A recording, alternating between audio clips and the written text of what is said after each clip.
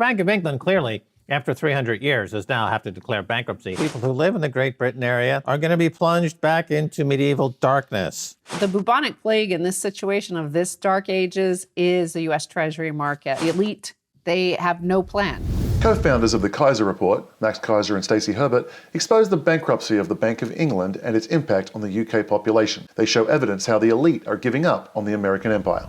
Bank of England getting a bailout, says News Squawk in reference to Zero Hedge's headline, UK Treasury to transfer £11 billion to Bank of England to cover QE losses. Right, yeah, because it's not hard to predict this. For years, the central banks were bailing out Wall Street by taking on all their bad debts. They would make these ridiculous bets, like a subprime bet or some other derivatives bet. They would go bad, and they'd all pay themselves, and they'd get great bonuses. And then to get that garbage off their books of Goldman Sachs and JP Morgan or Credit Suisse or BNP Bank, you know, the central banks would take it from them and swap it for fresh treasury bills. And the idea was that eventually this wouldn't work anymore. We'd have to bail out the central banks themselves, and we'd create a global lending facility, $100 trillion lending facility. Maybe we'll do an IMF special drawing right. We'll just float this, we'll extend and pretend. But now, you know, there's a war going on. So that strategy was short-sighted because it would only work if there was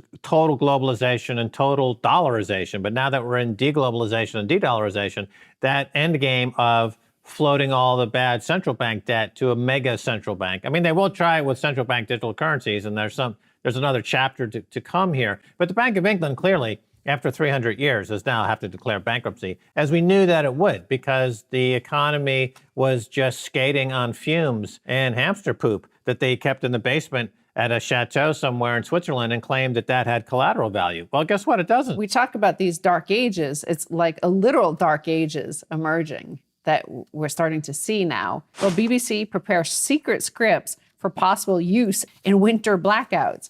The script seen by The Guardian set out how the corporation would reassure the public in the event that a, quote, major loss of power causes mobile phone networks, internet access, banking systems, or traffic lights to fail across England, Wales, and Scotland. Northern Ireland would be unaffected because its electricity grid is shared with the Republic of Ireland. The public would be advised to use car radios or battery-powered receivers to listen to emergency broadcasts on FM radio and long-wave frequency, usually reserved for Radio 2 and Radio 4. Right, the Druids, as I like to refer to the people who live in the Great Britain area, are going to be plunged back into medieval darkness from whence they came. And ironically and hysterically and quite comically, Northern Ireland will be spared because they're part of, wait for it, the EU. So the Brexit, as again I predicted, would lead to total economic calamity. And I didn't, however, think it would result in total plunging into darkness. The only thing you'll hear from the island of Great Britain will be Nigel Farage hawking his new designer gin.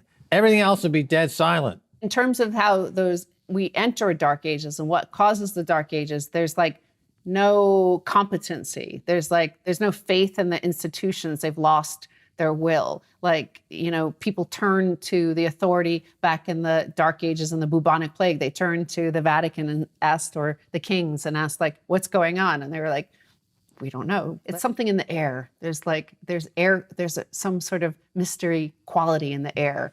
Right. You know? The thing about the British institutions that are collapsing is that they had a really good run, many, many hundreds of years. So you have Westminster, or the political class with Parliament, and you have the monarchy over there at Buckingham Palace. And both of these institutions, you have the monarchy, of course, during the period when Diana met her untimely death, was a kind of the beginning of a tabloidization of that institution and made it into, as some people will tell me, look, the Queen is our Mickey Mouse, or the King is our Mickey Mouse. They're just tourist attractions. They're not to be taken seriously in any way. So there's no institutional integrity there. Now Westminster and the Bank of England are going to fall because they've been resting on their laurels for hundreds of years. If you live there, and this is the thing about it, is that they put up a good front. You go there, and there's the Big Ben, and it's sounding dong, dong, and there's the Thames, and there's Parliament, and you're like, wow, this is solid. This is institutionally solid. But then when you go behind the wall and into these organizations, you find that spies are losing the codes to secret codes all the time. They're selling, in the case of the Steele dossier, you've got spies inside MI6 selling state secrets for a gin and tonic down at the Groucho Club. So it's just like becoming completely dysfunctional mess. And the time from that it would just collapse utterly, it was hard to predict the exact day. It seemed like it was happening imminently, and now it's gone. The bubonic plague in this situation of this dark ages is the U.S. Treasury market. And you talk about deglobalization and de-dollarization. Every time we've had a Thucydides trap in the past, I think there's been 18 of them, like 16 of them have been violent, ended in mega war or world war. So this time it's the deglobalization and de-dollarization happening. Deglobalization happens with the end of every empire. It's happening again. And here you see is like they're planning for this. Like there's no plan in place by the institutions to rescue their system. They're abandoning ship. These are the captains of the institutions abandoning ship. The U.S. Treasury intends to create a new position of chief sanctions economist, according to the Financial Times. And if you think about that, they're abandoning ship. They're abandoning the empire because the empire is based on controlling not only the seas and the biggest military might, but of course, all of that depends on controlling the roads of commerce. And the roads of commerce happen digitally. They happen via the SWIFT. They happen via the New York Fed, the U.S. Treasury market. So if they're blowing up, they're making non-fungible their own currency, their own money. Well, it's no longer money. It's just currency that the king can decide at will to block that person and block that person. And just as we predicted back in, I think it was 2010 or 2011, when under the Obama administration, they pulled, for the first time, they weaponized SWIFT. Remember, we were talking to Jim Rickards about that, and they pulled Iran off the SWIFT system. And he said at the time, okay, cool, you won this battle, but remember, there's a long war ahead of you, because once you do this once, it's easier to do it a second time and a third time and a fourth time. But everybody else in the world, other nations, of course, naturally have to think of their own populations and their own survival. They don't want to go down with the ship. Right. Well, this is the problem of having a monarchy and an aristocracy in place, is that when times get tough, as they're getting now, the monarchs and the aristocrats are going to jump ship. Right. This is a rearguard action. This is the chief sanctions officer is trying to burn the bridges as they're running away, essentially. And this is what the aristocracy and the monarchy plan to do in Britain and what's left of the aristocrat in continental Europe as well. We don't have an aristocratic class in the United States. We have an oligarchy class, and they'll be on their 300-foot yachts over there in Bimini or somewhere sipping Mai Tais with Jeff Bezos. But in Europe, it's a long-established tradition to simply, get your gold on the horses and start running away. The foundation upon which all of their might is built, and power and wealth, is energy. Like, you can't have an empire, you can't do commerce, you can't have globalization without a lot of energy.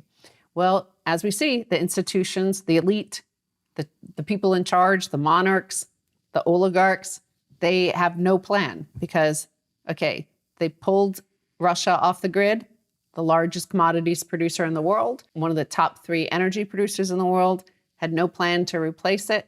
Well, what the empire, the center, said was, our modern Rome, which is DC, said, oh, we'll just use U.S. LNG. Okay, let's do that. Well, apparently there's a bunch of ships there with a whole bunch of LNG, but you have to regasify it.